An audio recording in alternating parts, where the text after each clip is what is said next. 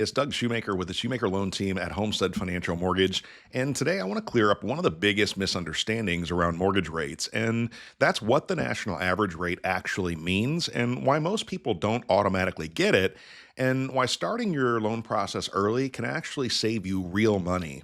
And honestly, the fact that more people aren't talking about this, it should definitely tell you something. So I'm going to go ahead and start with a short version for my friends who just want to know what time it is. And then for those of you who want a little bit of a better understanding of how the clock actually works, stick around because that's where most of the mistakes actually happen. So let's go ahead and start with the short version. Now, when you hear that the national average 30-year fixed rate mortgage is somewhere in the low to mid 6% range, that number actually assumes a very specific borrower profile.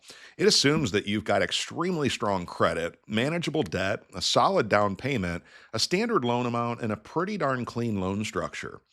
Now, why does this all matter?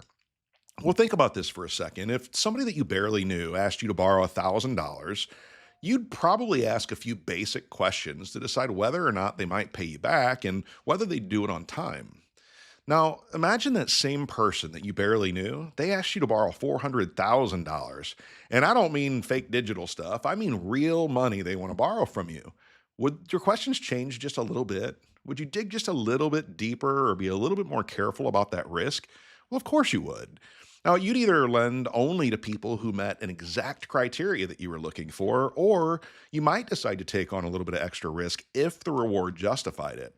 And now I add one more layer. You've only got a limited amount of money that you can lend. So once it's lent out, you can't lend it again until somebody actually pays you back. So based on all that, yeah, you'd probably be pretty darn careful. And you'd also probably price that risk accordingly. And that's exactly how mortgage lending works. Even small changes from that perfect profile, they can move your rate. It's not a one size fits all, and that's actually a really good thing because if it were, far fewer people would ever be able to buy homes.